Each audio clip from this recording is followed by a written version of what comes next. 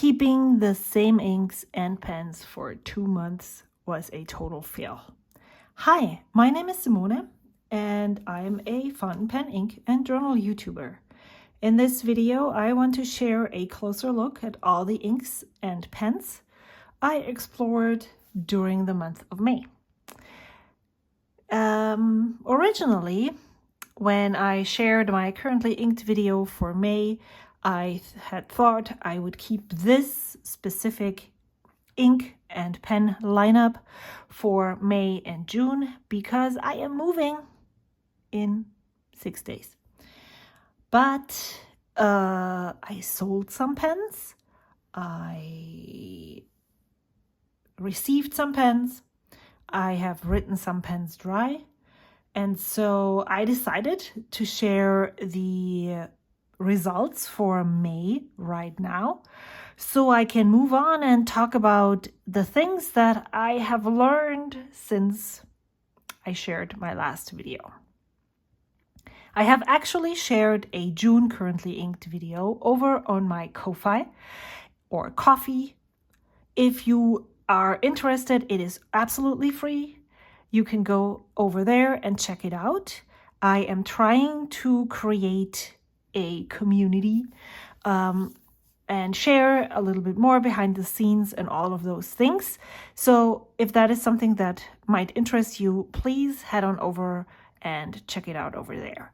I will come back at the end of June, beginning of July to share what was going on with my June fountain pens, but this is a review of the pens that I started with in the month of May. In May, I chose my pens and inks based on these colors that I received as samples from my friend Casey. If you're interested in why I picked what pen, I will link the video in the box up here. But I started out with 10 pens and 10 inks, and I'm ending with 10 pens and 10 inks. However, the original pens are not here.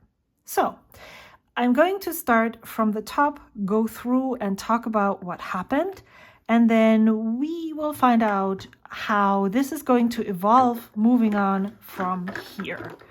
So I totally am going to mess up with my regular YouTube schedule lineup that I have already programmed because, you know, that's just how I go, how I roll. So I have written this pen dry. Just the other day, it's still wet and drying. I think I need to flush it one more time. It looks like it's still brown. This was the Lamy AllStar in bronze with a 1.1 stub nib. I had put Colorverse Space Leica in there, and I have just written it dry on June 3rd. I did not like the writing experience with this pen on Tomoe River paper 68 GSM. And I thought it was the paper, but it was not, because when I wrote with it the next time, after I took quite a big hiatus with the pen and the paper, it absolutely wrote well.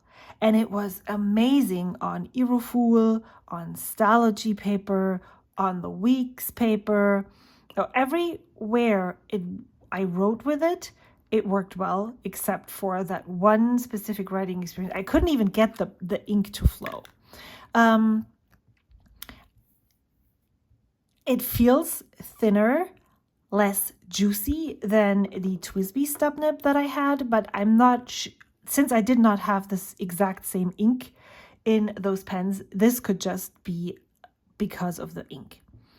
I really like the line variation that I get from the 1.1 stub nib, but I really struggle with keeping a cohesive penmanship or a nice looking penmanship, and that just did not really suit me well. And I'm not sure if it's because it's a 1.1 stub nib and I would maybe need a different nib width, maybe a stub that is smaller than this would work well for me. I just struggled with the stub, but maybe this stub is just not working for me too. So nib was not cool. Wow, this is very scientific. Ink felt a bit dry. I think that's a good thing. I can't write with it anymore because it's not inked. Then I started the month with the Cavico AL Sport Golden Espresso with a medium nib. You can clearly see that it was definitely writing much wetter than the pen that I put it in after. I sold this pen because I currently have a bulged disc that inflamed my nerves on the right side in my neck. And when I'm writing with pens that are not very comfortable for me, I actually cannot write with them. And this was super fatiguing, not very cool, not very comfortable. And so I decided that it was time to pass it on to someone who would be able to enjoy it more. I was able to purchase the Esterbrook SD in sea glass through the Atlas Stationers affiliate program. And so I kept the ink and just used a different pen. So halfway through the month, and again, I have a video about this, I inked the Esterbrook SD with the Montblanc James Purdy & Sons single malt. The pen wrote quite dry. I did some nib work, and when I say nib work, what I mean by that is that I use brass sheets to widen the tines to get the nib right more wet. What did I write? The pen is extremely comfortable to hold. The nib wasn't super wet in the beginning. I did not enjoy it. This was the first time that I used this new Esterbrook SD. And yeah, I'm really thankful to all of you who use the Atlas Stationer affiliate link so that I can actually purchase things like that.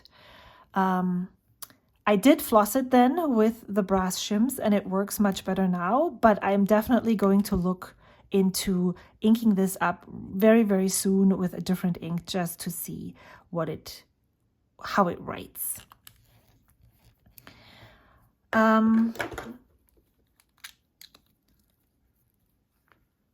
Comfortable. Nib, just so. I think that's a good description. Then I used the Jinhao X159 in black with a fine nib, inked with Dominant Industry Earl Grey tea.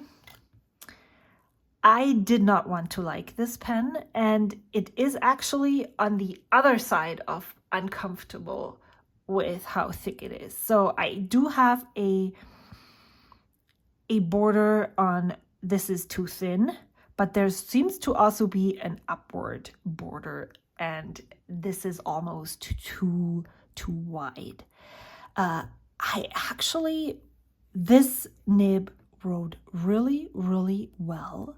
The orange shading of this Dominant Industry Earl Grey tea is amazing.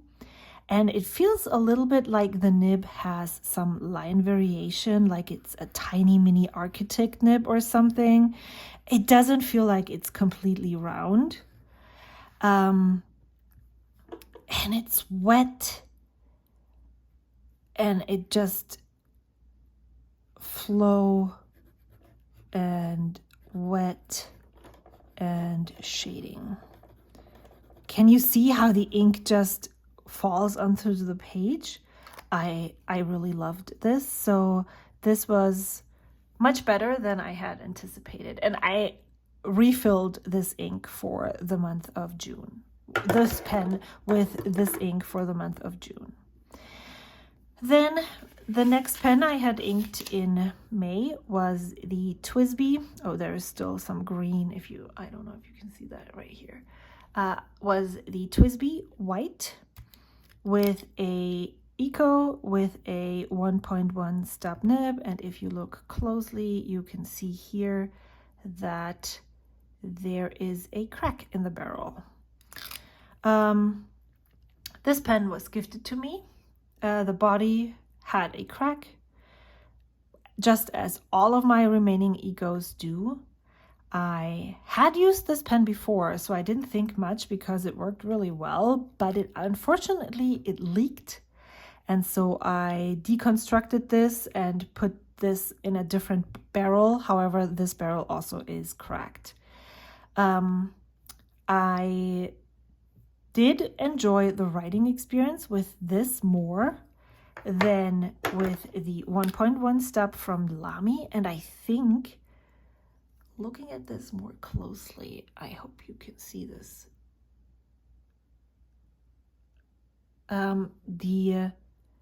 It looks like it is more rounded. And thus doesn't need as much precision when writing. And since I am someone who tends to turn their pens a tiny bit when I'm writing, this might be the reason why I'm not as comfortable with the Lamy as I am with the Twisbee.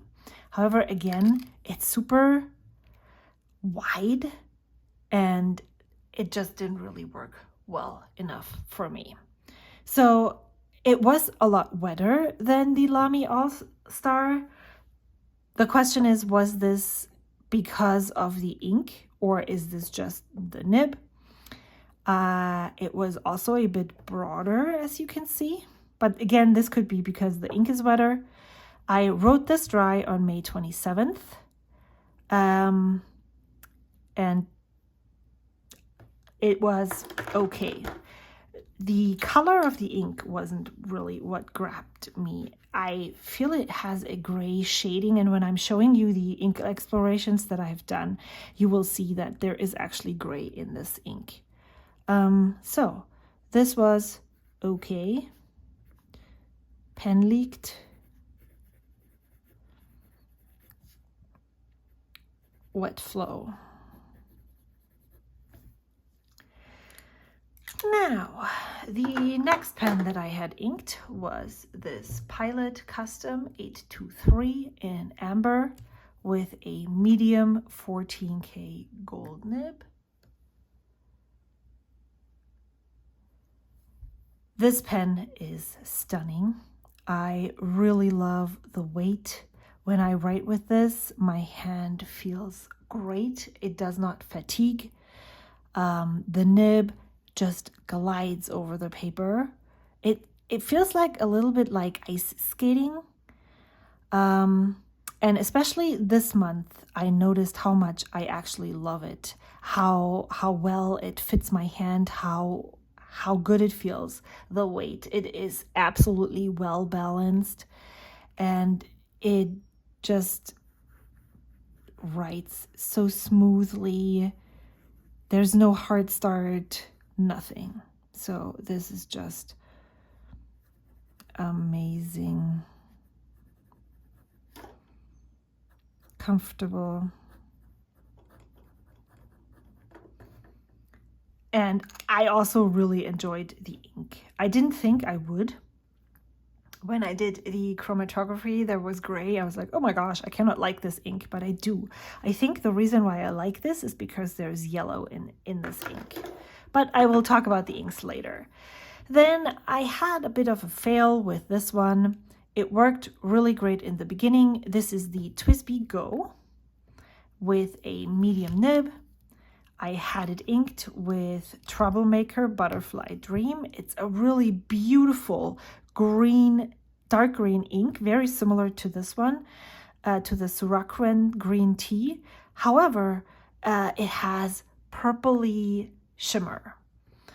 I wanted to use this with shimmer inks, but maybe so two things I noticed. Maybe shimmer inks just don't work with the way that I am currently using my pens.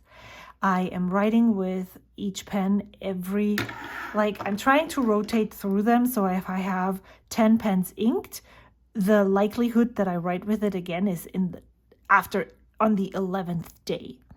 So maybe the time between writing with these pens, with a shimmer pen, is too long. It's not just maybe, it's probably too long. And also, I feel like maybe this pen is also not that suitable for shimmer inks. I read somewhere, Kimberly, all the hobbies on Instagram, she suggests that you would use a piston filler pen so that you could basically turn the piston knob and get the shimmer out of this section right here. I haven't tried that yet, but I definitely noticed that the pen would dry up. So the first time it worked really well. Second and third time were awful. I then had the idea to maybe write with this pen just every day, one line, test, something like that. However, there wasn't much shimmer left in the writing, even though I filled this full and it was there. You could see it inside.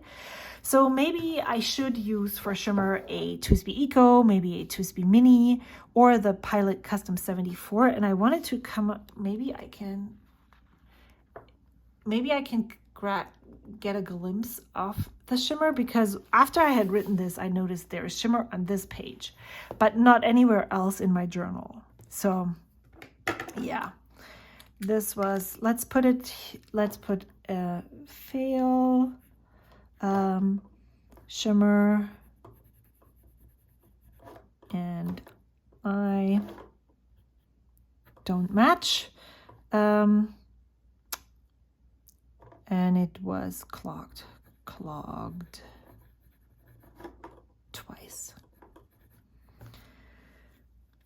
All right, so then I also inked up this pen. This is the Montblanc Elmo Marshmallow. It is a Goulet Pens exclusive that they released this spring, and I really love this pen. There's also an unboxing, first impressions, on my channel, and it is in its construction or size and all the things. It is very, very similar to the Esterbrook ST. I was really hesitant about this pen at first. If you watched my first impressions pen, I was very reluctant to love it. I was afraid that maybe the metal threads on acrylic would destroy the pen or would be a problem. I don't think so. I do not have the urge to post this pen, even though it is quite short. If I put this in my hand like this, it barely gets over this crook of my hand here. However, there is an insert, a metal insert in the barrel that makes this pen just a bit heavier in the back, or more back weighted, which I really have problems with when a pen that is super long and then you have a heavy cap on the back and it pulls it back down. But because the weight is right here, where it sits in the crook of my hand, it is absolutely well balanced. It sits perfectly in my hand. It sits better in my hand than the Esterbrook ST, where this is much lighter, and it could use that just teeny tiny bit of added weight right here would make this pen more perfect. And that is exactly this pen. I was really afraid of heavy pens in the beginning of my fountain pen journey, but this pen shows that maybe heavy isn't a problem if it is very well balanced. The ink flows amazingly well in this pen. It is a medium nib. It is the perfect medium size. It is flowy, it's wet, it writes amazingly. Here is what it looks like when I write with it for a little bit. It does start dark, and I think the reason for that is because there is no inner cap in this. Whereas when you with the SD, you do have an inner cap. So that would be a downside to this. If you have a really dry ink, it could happen that this ink dries out in this pen. I haven't tried that yet, but that could happen. This definitely takes the cake over the SD for me. Also in price, of course, but I am really, really happy with this pen, and it's not as smooth, as amazing, as comfortable. Absolute stunner of a pen. Can you see how wet this is? I was never a fan of wet pens, but I seem to change rapidly towards pens that put down this much ink. The next I had inked was the Benno Euphoria Jazz with a medium nib. I had this inked with Robert Oster Morning Mist. This is still inked. I love this size of pen. I love this size of pen so much that I sold the Talisman, as you might recall, and I actually purchased another Euphoria. It sits naturally, just like the Elmo. It's not as heavy at all. It's a very lightweight pen, but because it's bigger, it sits better in the crook of my hand, and it just places itself perfectly in here. It is well balanced. The fine nib has such a great fine line, which I said I really loved the medium nib, but I also really enjoy this fine nib because it is so wet and fine. You can write in tiny spaces without feeling like your ink is running out or anything. And it has a lot of line definition. Super smooth. And my experience with Robert Oster inks is that they're rather dry, or most of the ones that I have used are rather dry. So I think if I had a wetter ink in there, it would be borderline problematic. But with this ink, it was really, really enjoyable. And then we come to two exchanges. This is the Platinum 3776 in black with rhodium trim and a broad nib.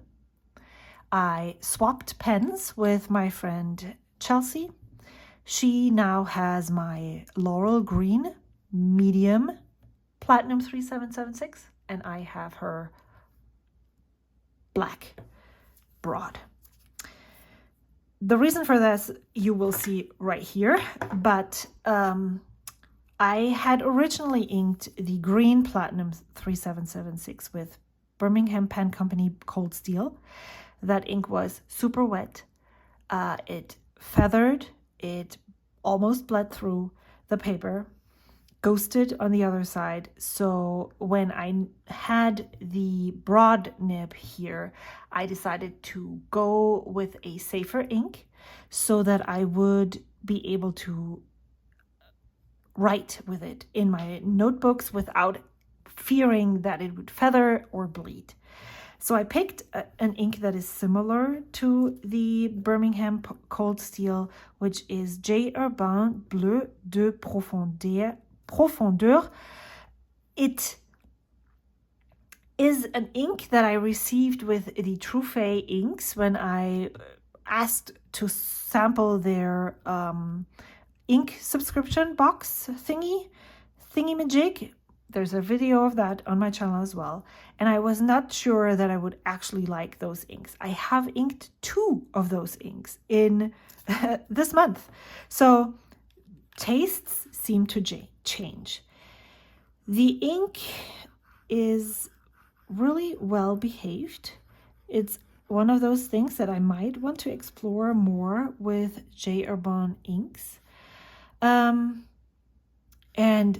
wow, amazing. This is the first broad nib that I'm thoroughly enjoying. Completely. I'm like, wow, this is so, so cool. I told it before that I struggled last time. I had 2 pens inked with broad nibs that I just did not really enjoy much. So I was really curious to see if that would work. I was afraid it might be a flop. I swapped pens with someone and then I would say, oh, okay, what if I don't like it? But the nib is smooth. It has a really great flow. The line width is small enough for me to handle. I already know that because it's a Platinum 3776, it's comfortable in my hand, and this has just been so amazing to use ever since I received it in the middle of May. And then this last one is the Platinum 3776 Shape of Heart. It is I won this in a giveaway also in May. So again, I switched the ink. I did not switch the ink, I swapped the pen. I sold the Twisbee VAC 700R Iris in medium because I did not enjoy the way it felt in my hand. I really liked the nib and it was a really great Grail pen at the time. However, I have found that I like other pens more, and so I sold it. And because I received this pen, shortly thereafter, I decided to put the Papier Plume Desire in here. So I now have 2 Platinum 3776s, one in broad and one in medium. This pen is amazing just for the looks. I mean, you don't even have to use it as a writing utensil to enjoy this beauty. It's basically the same pen as the Laurel Green. I know that I like this pen. I do feel like this pen is a little bit wetter than the Laurel Green that I had, but this could also again be due to the ink that I have in here. I might be hallucinating. Here we go. So it definitely is a very hard nib, and by hard I do not mean that it is uncomfortable or bad. It just is a different writing experience. It's like maybe this is sinking into your pillow and this is running on concrete, running on on forest floor with moss, and this is running on concrete. If you have the right shoes, it doesn't really matter. Both is enjoyable because both work. Right? Yeah, I think I like this. Wet flow, fine line. So of course, if you look at this medium nib and this medium nib, they don't even compare. It's probably more comparable to the fine in the Benno, but that's just how nibs are. So let's quickly look through the inks that I explored. I started right here. This is the first ink that I explored, the Birmingham Pen Co. Horseradish Mustard. You can see there is gray in this ink. It definitely comes through in heavy applications on Tomoe River paper. It was okay in the nib. I did not really enjoy using it. So this would not be an ink that I would add to my lineup. It's a one and done. Nice that I tried it, but no thank you. The water test shows that there is some gray that seems to be permanent, but it's definitely not something that you want to get water on. I'm still experimenting with dry time. Yeah, and so this is what it looks like. Desire is very magenta-y, and then there is some blue purpley hints. Seems to not come off. It is very legible, and even though it's a lighter ink, still legible, has some awesome shading in here. I do like it in the Platinum 3776 more than in the Twisbee Vax 700R. This is Butterfly Dream, and here you can see that it is a very grayish, muddy green. It's definitely not a green that I would gravitate towards. The Surakuen green tea is one that I like more. And as you can see, there is some green or neon yellow here in this chromatography. But if we look at the other one here, the Surakuen green tea one, there's more yellow here. And this is definitely one that I'm more gravitating towards. Yeah, and I struggled with the shimmer, but I really like how this pulls out the pink tones right here. This is probably my, maybe not, this is probably my favorite ink of this month, Earl Grey Tea. Interestingly enough, the chromatography doesn't show much. It seems to be just orange, but I have found that many of the inks that I have explored that I really like that shade nicely are just not pigment dye, probably not pigment, just single, very, very close to each other leaning. And it seems to write really well and very legible in all of the nibs that I tried here. Birmingham Penco Cold Steel, you can see the ink just falls off my brass nib. It's really nice though. It's very legible again. I did not even get to write with this here. There's some gray up here. You can see there's gray, purple, magenta, and then very bright blues. The Pelikan Edelstein Appetite, I'm not sure if I love this ink, but I'm not sure if this is like causing your eyes to hurt when you look at it for longer times. But this is just such a bright and fun ink. I like that there is like this blue haloing around here. I love how the shading is. Shaders are definitely my favorite inks for sure. You can see there's light greens and cerulean blues, cyan blues up here. Not waterproof at all. Space Leica is, look at that chromatography. Isn't that beautiful? It's a very complex ink, I feel. When I look at this, I'm like very drawn to it. And I can't really explain why. I'm not sure I have enough to try this in another pen, but I would for sure love to do that at another time. And look how it pulls out this. This would be really awesome on watercolor paper too. James Purdy & Son Single Malt has been hyped very much by various people online, and I don't blame them. Not an ink for me, for sure. Maybe it's the gray. I don't know.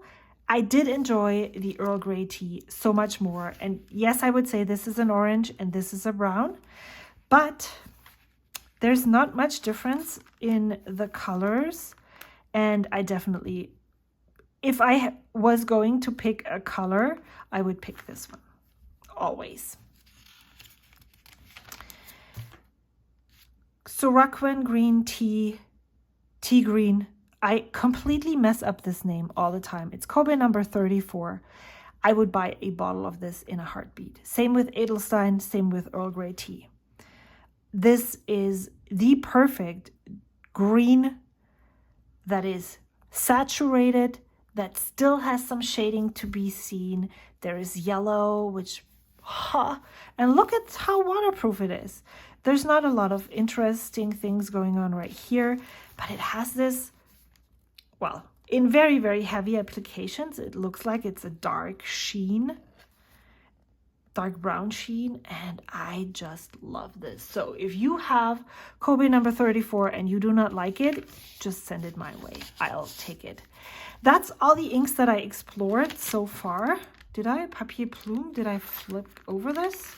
I did it in the beginning. So I looked at Colorverse, single malt, Earl Grey tea, horseradish mustard, Sriracha and green tea, Butterfly Dream, Appetite, and Desire. And of all of those inks, I really loved the rainbow that I created this month. I really enjoyed them all. Let me rank them and then finish out the video with some information on how I think I'm going to move forward with my fountain pen and inks explorations in the future. This is no surprise.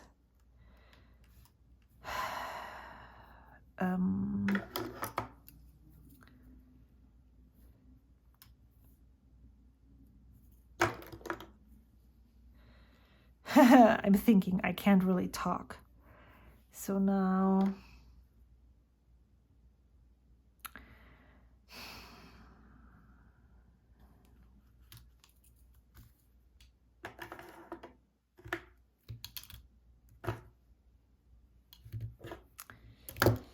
I think this is the order that I go in. I think you heard it when I talked about it. I absolutely love this pen. This is my #1 all-time favorite, and I think there is no pen that will knock this away from spot #1 if this is inked. This is definitely coming in close second, or even, well, you know what? These are both sharing #1 spot because they're so different, but they're so brilliant, and I wouldn't even be able to pick a winner. So these are #1, so I do not have a #2 spot. Then this is #3. The reason why I'm putting this here is because this is the very first B-nib that I enjoy, and it came as such a surprise. And when I write with it, it just makes my penmanship look so nice, and it's just awesome. This I definitely will put on spot #4 for the ink because I just love this so much. I want to see how this ink works in other pens too. Then this one I'm putting here because I like the color and the pen. I like the color. I prefer the color over the Papier Plume Desire. But I think writing experience wise, they're both very, very similar. So this is #6.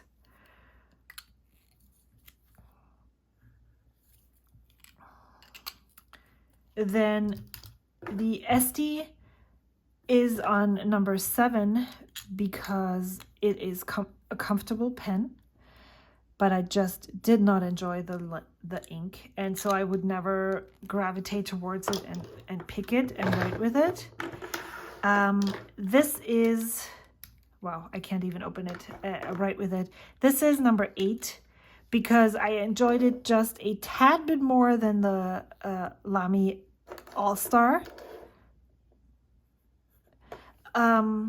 Because they were both just struggle buses because of the stubs.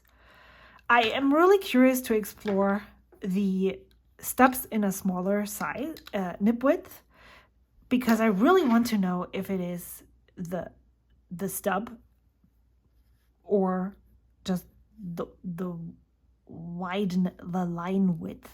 And then the failure, the Twisbee Go. So where is this going? How is this evolving? I am really enjoying exploring, as you know. I really loved switching out the pen.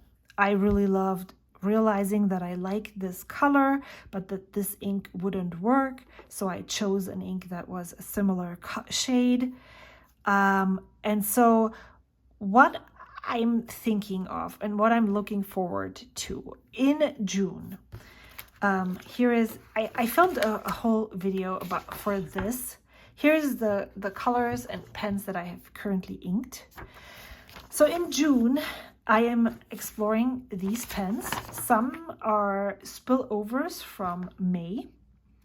And that's how I used to do it previously. I would not start with a whole new lineup of pens. I would move some pens over that I had previously inked. I would add more. And what I'm thinking of doing is maybe do a video every 3 weeks, every 2 weeks, depending on something like that, like maybe checking in every 3 weeks or so. We'll see how this evolves and updating you on the process, on how this is going. I want to be able, and that's because I am exploring these pens. I'm sharing my journey, but I'm not making this because of YouTube. YouTube is watching.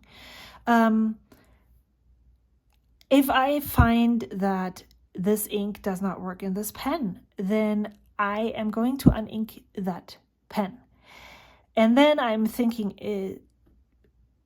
do I want to find the perfect ink for this pen? Then I might pick a different ink and put that in the same pen. Or I'm looking at it from the other angle. Do I want a perfect pen for this ink? And then I might keep the ink and use a different pen.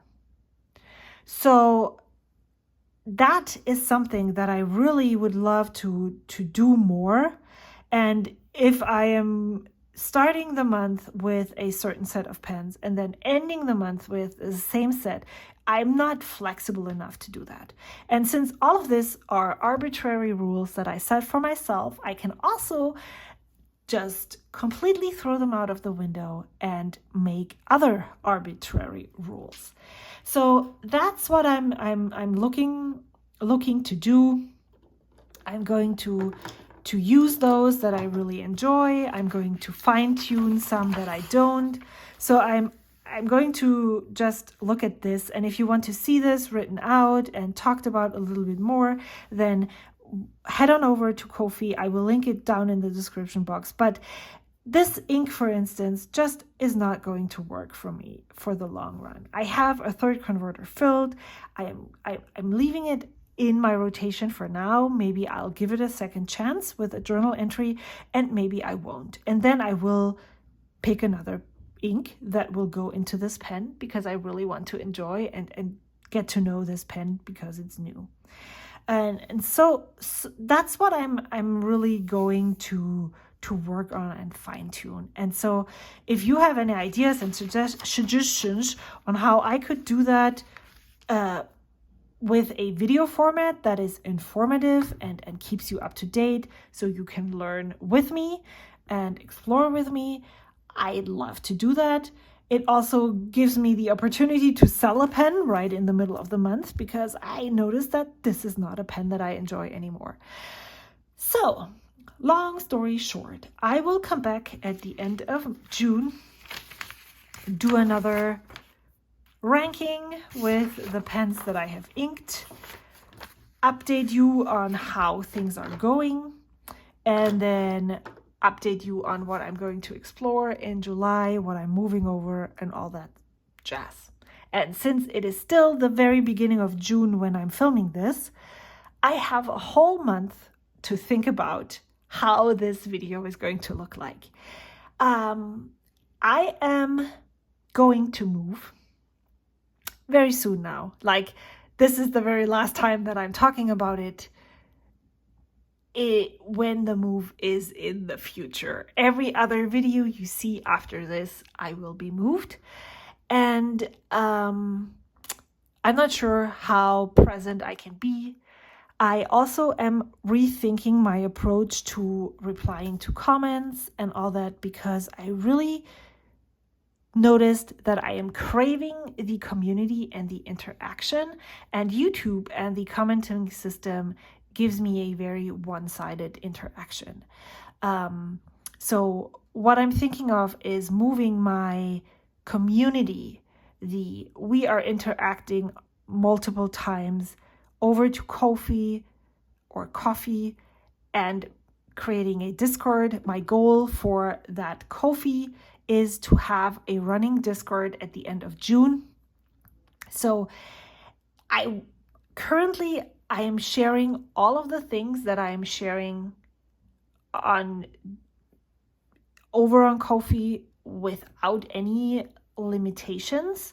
So everything is free besides the vulnerable moments that I'm sharing about my weekly journal.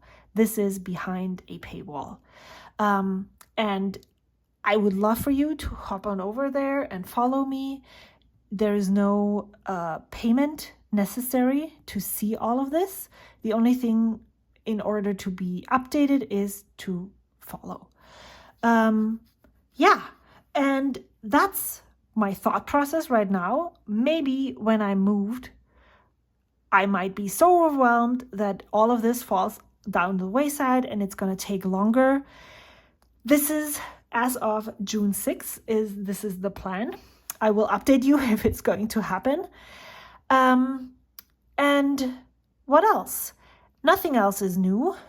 The only thing that is still ongoing and that I'm really super grateful for is everybody who is using the Atlas Stationers affiliate link. I am planning, I have been talking about this for ages as well, on doing a giveaway soon. That is coming up in July. I'm still thinking of a way to make this a really fun experience for me and for you. I'm thinking of maybe getting some Jinhao 82s.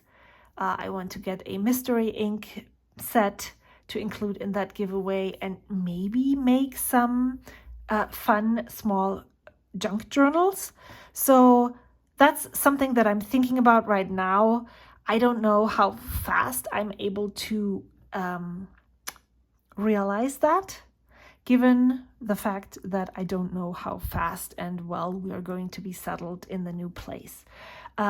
These videos have not been filmed, and so once I'm there set up and running, that's something that I'm going to work on first thing. But I would love to make like something like a giveaway series where we swatch the inks together.